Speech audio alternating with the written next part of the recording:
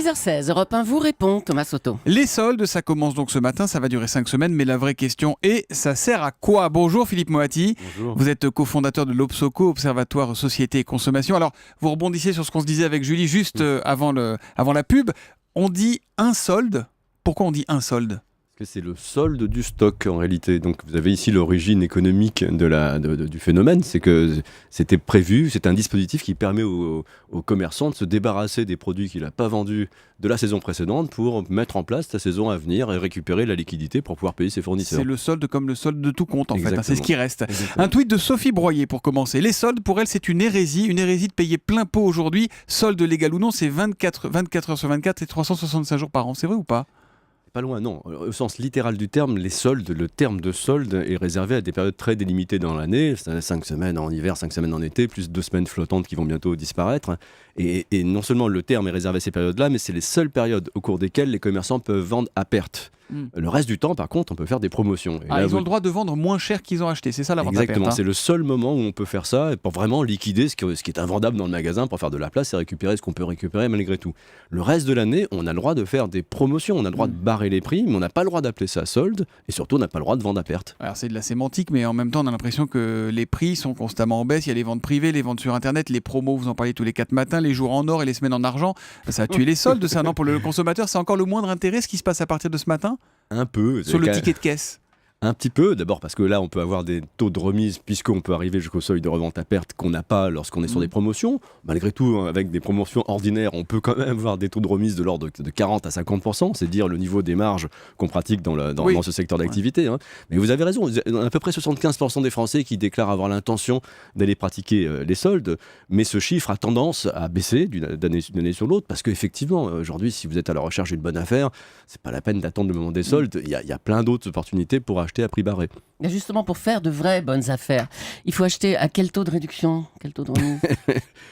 Non, je crois que c'est pas comme ça qu'il faut le voir. Si vous êtes vraiment un chasseur de prix, il faut attendre la dernière des marques. Oui, vous allez avoir... faut accepter de mettre une tunique qui est 3 fois trop grande, quoi. Exactement, mais n'aurait pas forcément votre taille, Voilà. etc. Je pense qu'il faut quand même avant tout bien acheter. Et c'est peut-être le côté un peu pervers des soldes. D'un côté, on épargne son pouvoir d'achat en quelque sorte, c'est un comportement responsable, mais de l'autre côté ça peut nous amener à acheter à peu près n'importe quoi ou des choses qui nous plaisent pas vraiment simplement parce que c'est une bonne affaire, et là c'est pas forcément bien consommé. On a un tweet de M. Weyenberg avec le hashtag un matin, les magasins gonflent leur prix avant pour faire croire à une réduction et l'acheteur est berné.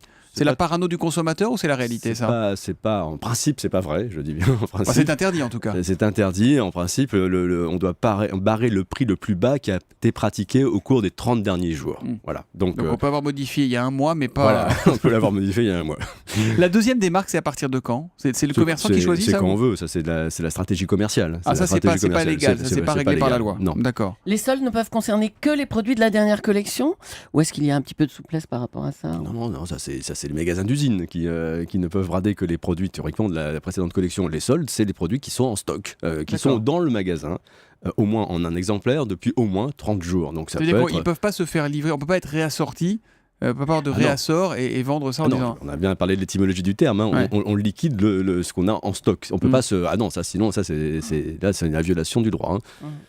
Et alors Philippe Moati, pour les commerçants, est-ce que c'est un vrai enjeu économique ou c'est juste une façon de faire un peu de place dans les rayons les soldes aujourd'hui ?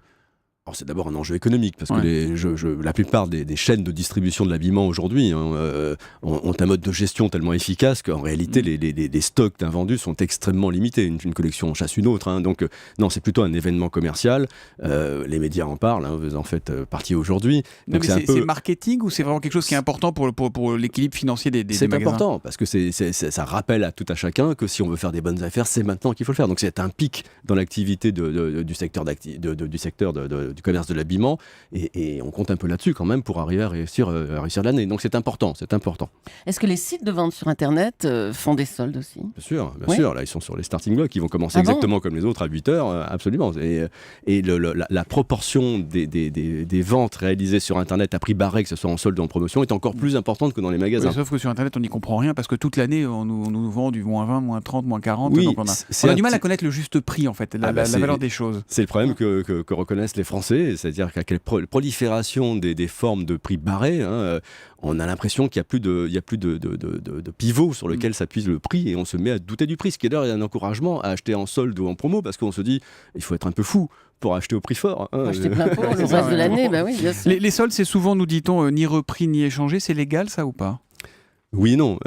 Si vous voulez le faire reprendre parce qu'il ne vous plaît pas ou qu'il ne vous va pas, le commerçant n'est pas obligé de le reprendre. Par contre, pendant les soldes, comme en temps normal, les clauses concernant les défauts de fabrication, etc., la garantie sur le produit s'applique. D'ailleurs, je profite pour signaler qu'un vêtement comme un appareil électroménager est garanti. Garanti 2 ans. Donc n'hésitez pas à ramener un vêtement si la fermeture éclair se mettait à ne plus fonctionner les au bout de 6 vêtements mois. sont garantis 2 ans. Ça, vous avez bien fait de venir ce matin. Et aujourd'hui, il y a un site, Brandalais, qui propose 10% de réduction supplémentaire à chaque but de l'équipe de France contre l'Équateur. Alors c'est drôle, c'est original. Mais est-ce que c'est légal? Parce qu'on n'est pas vraiment tous égaux face au rabais. On a l'impression que c'est chacun... Il y en a qui va avoir 20%, l'autre 30%. S'il y a 10-0, ce sera gratuit ce soir. Mais... Il y a bien pire. Vous savez que le marketing s'achemine progressivement vers un prix à la tête du client, en quelque sorte. Regardez toutes les formules dont on dispose. Il faut avoir un code promotionnel qui vous a été adressé par SMS. Vous allez avoir une promo, votre voisin ne l'aura pas. On va vraiment vers un prix à la tête du client. Et ça, c'est plutôt rigolo comme démarche. Bon, merci beaucoup Philippe Moati, cofondateur de l'Obsoco et coprésident de l'Obsoco, d'avoir été en direct sur Europe 1 ce matin.